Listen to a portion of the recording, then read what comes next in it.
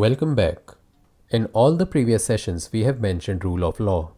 Now let us see in more detail how it is implemented in a democratic republic.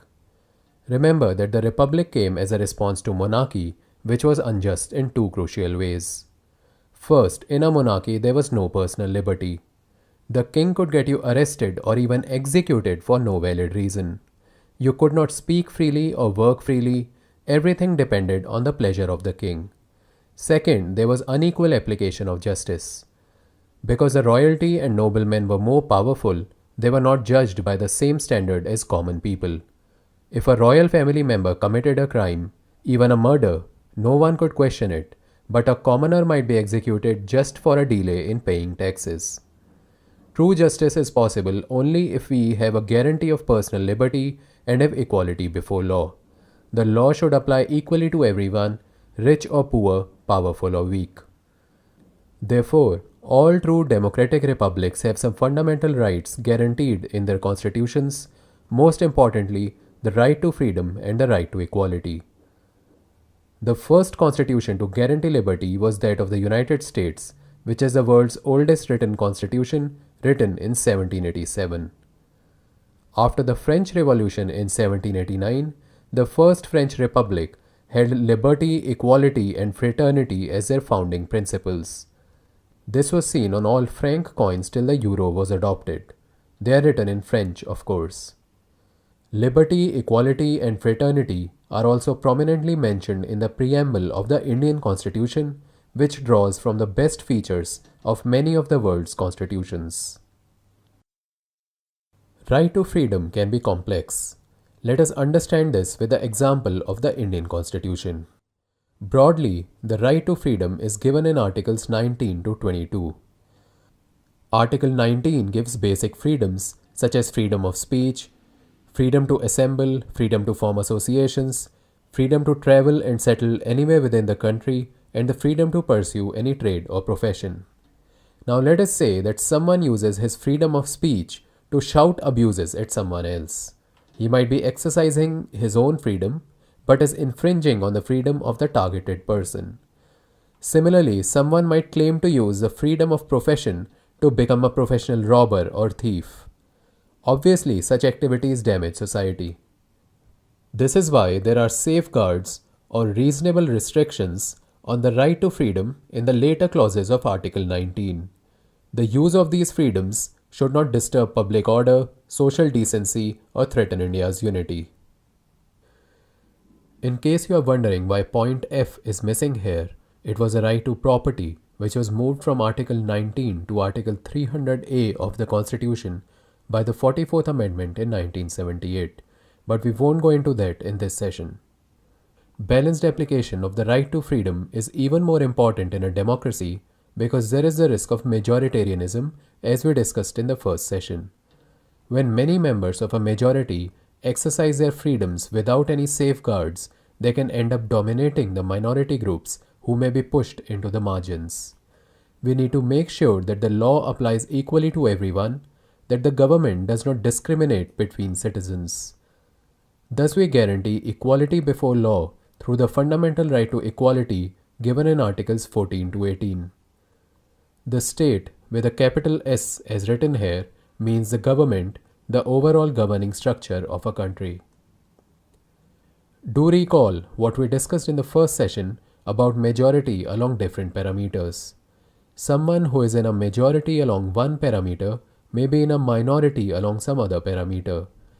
A true republic's laws protect citizens from all kinds of unjust discrimination by different kinds of majority forces.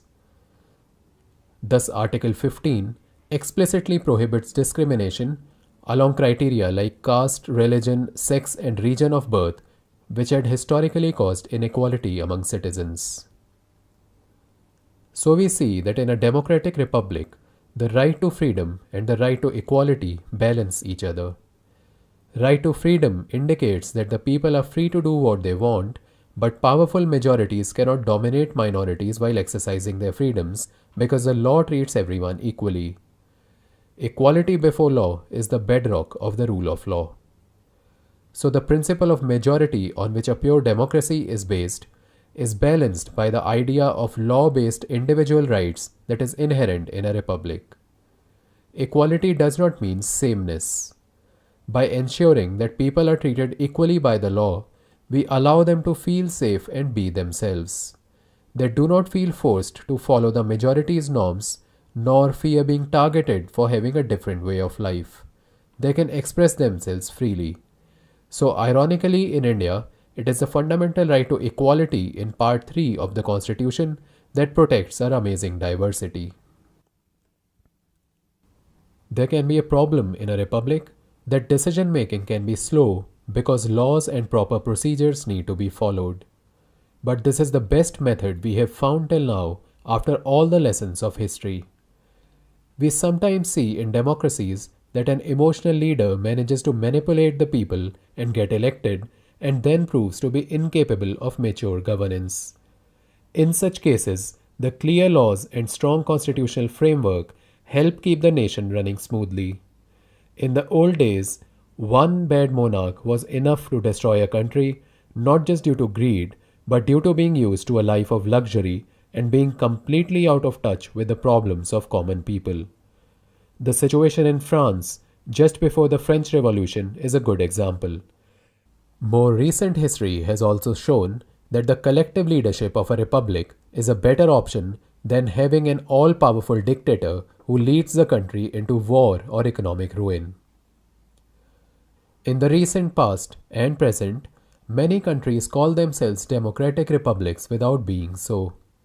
They are run as dictatorships with only one political party and often with lifelong rulers. They do not guarantee fundamental freedoms. People can be jailed without a judicial process. There are no checks and balances. On the other hand, are countries such as the United Kingdom, which is technically a kingdom and not a republic, but it follows rule of law and gives individual freedoms. There is an elected parliament, but all ministers and officials do their official work in the name of the Queen, and the government is called Her Majesty's government. However, they still operate according to a set of laws. There is a hereditary queen or king, but she does not use power arbitrarily. It is not a centralized dictatorship. The rule is based on a constitutional process. Such a system is called a constitutional monarchy. Since there are free and fair elections, it is a representative democracy functioning under a constitutional monarchy, but it is still not a democratic republic. This is also how the concept of a council of ministers and prime minister originally evolved. It was originally a council to advise the monarch. In India, we similarly had mantris and a mahamantri in many kingdoms.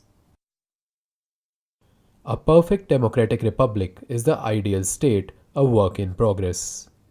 India has better rule of law and individual freedoms than many of its neighbors or many African or Middle Eastern countries, but it is not yet perfect. However, we have progressed a long way from the time when most of today's Indian territory was a set of fragmented, despotic kingdoms. There are weaknesses to republics, but this is the best solution we have found yet to govern a complex country with great diversity over a long period of time. So we see from our discussion till now that the idea of the republic is not a black or white, hard and fast concept, but is instead more like a continuum or a spectrum where on one end lie countries with more freedom and at the other end lie countries with more centralized power, almost bordering on dictatorship.